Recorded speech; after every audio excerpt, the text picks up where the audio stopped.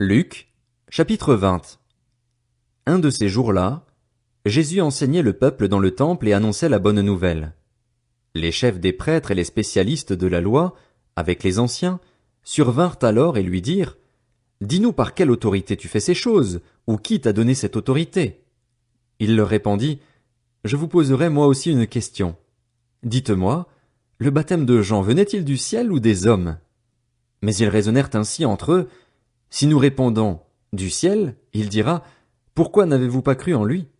Et si nous répondons des hommes, tout le peuple nous lapidera, car il est persuadé que Jean était un prophète. Alors ils répondirent qu'ils ne savaient pas d'où il venait. Jésus leur dit: Moi non plus, je ne vous dirai pas par quelle autorité je fais ces choses. Il se mit ensuite à dire cette parabole au peuple. Un homme planta une vigne. La loua a des vignerons et quitta pour longtemps le pays. Le moment venu, il envoya un serviteur vers les vignerons pour qu'il lui donne sa part de récolte de la vigne. Mais les vignerons le battirent et le renvoyèrent les mains vides. Il envoya encore un autre serviteur. Ils le battirent lui aussi, l'insultèrent et le renvoyèrent les mains vides. Il en envoya encore un troisième, mais ils le blessèrent aussi et le chassèrent. Le maître de la vigne se dit alors: Que faire? J'enverrai mon fils bien-aimé. Peut-être en le voyant auront-ils du respect pour lui. Mais quand les vignerons le virent, ils raisonnèrent entre eux et dirent: Voilà l'héritier.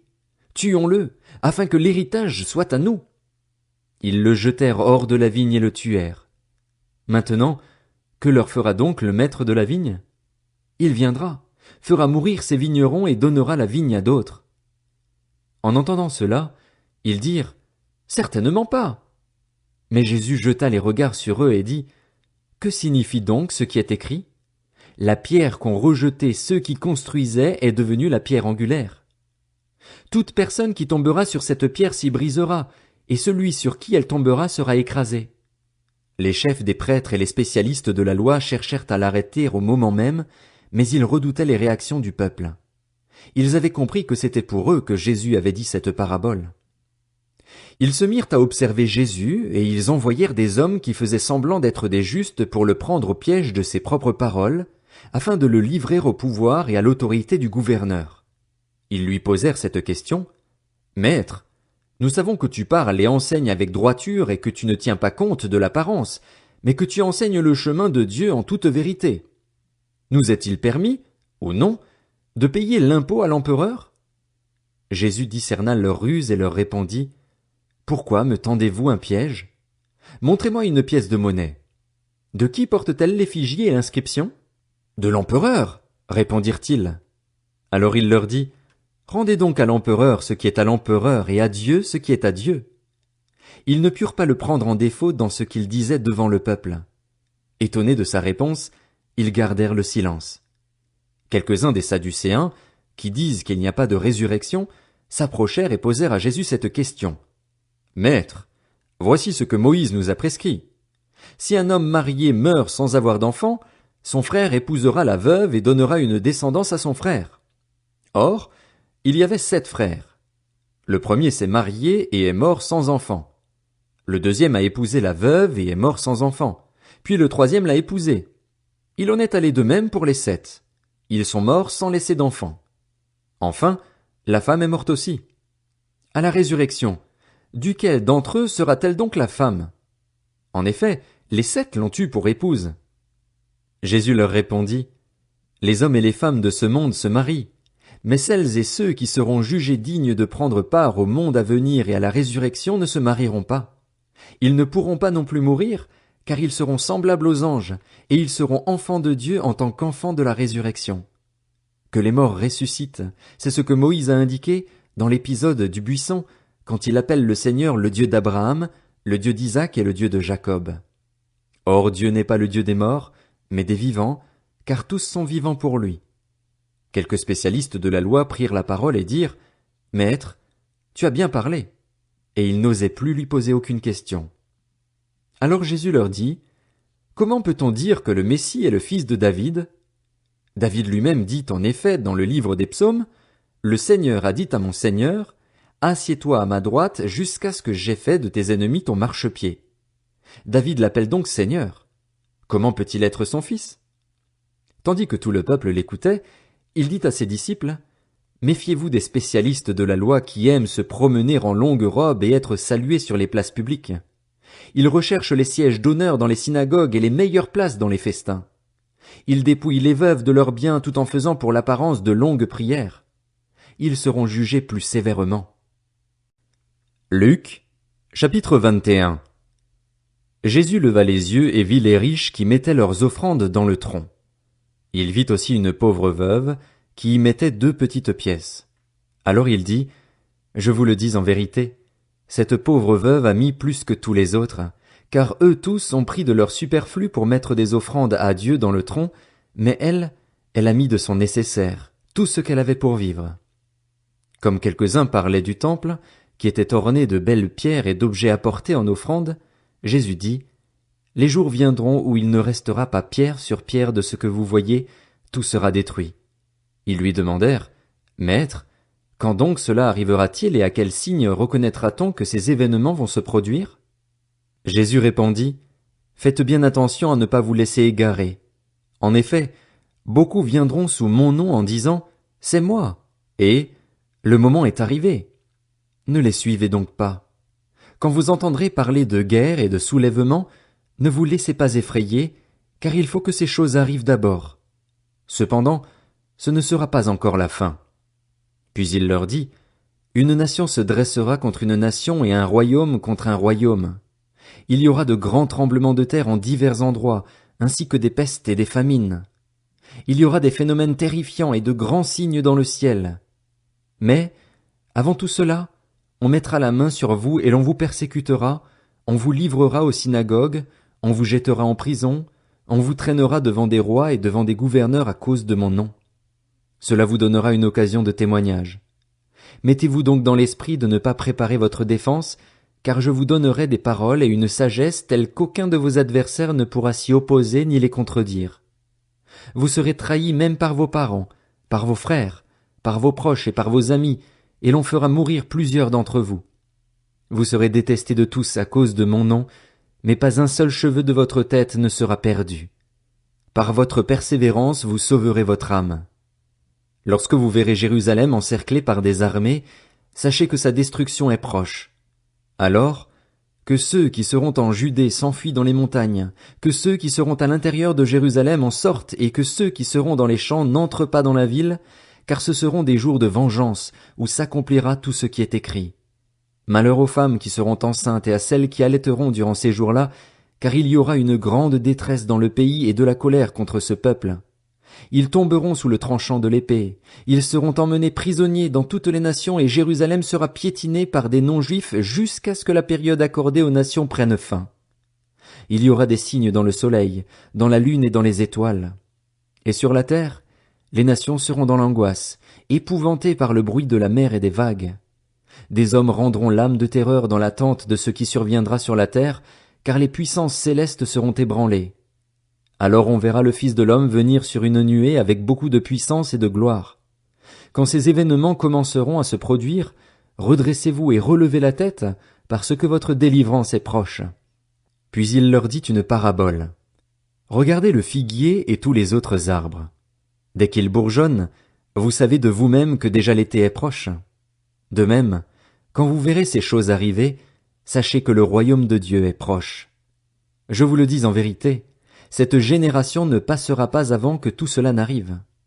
Le ciel et la terre disparaîtront, mais mes paroles ne disparaîtront pas. Faites bien attention à vous-même, de peur que votre cœur ne devienne insensible, au milieu des excès du manger et du boire et des soucis de la vie, et que ce jour ne fonde sur vous à l'improviste. En effet, il s'abattra comme un piège sur tous les habitants de la terre.